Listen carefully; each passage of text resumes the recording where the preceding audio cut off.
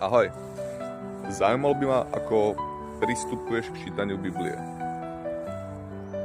Ja som mal pár dní dozadu taký veľmi zaujímavý rozhovor, úplne náhodne, s taxikárom o Biblii, v rámci ktorého sa ma spýtal, alebo dal takú spätnú väzbu na mňa, že nie je úplne možné pochopiť Boha.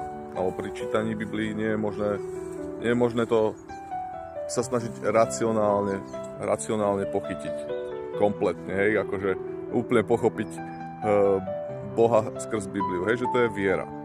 Tak by ma zaujímalo, že ako ty k tomu pristupuješ, lebo ako ma táto myšlienka dosť zaujala a rozmýšľam,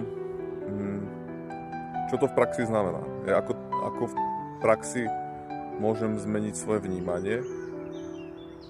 Nehovorím, že je zlé sa snažiť pochopiť, ako žiť život cez Bibliu a aké sú tam nejaké životné princípy. Skôr si myslím, že by to mal byť v prvom rade viera v Boha, viera v to, že ako náš milovaný Otec, tak ho máme nasledovať a viera v Ježiša Krista. A áno, je to aj o tom aplikovať nejaké princípy do života, ale má to byť v prvom rade viera. Tak by ma zaujímalo, ako ty pristupuješ k čítaniu Biblii alebo aj k modlitbe. Máš skôr pocit, že sa prikláňaš k tej racionálnej rovine, že to pochopiť, alebo skôr k takej tej viere. To by ma zaujímalo.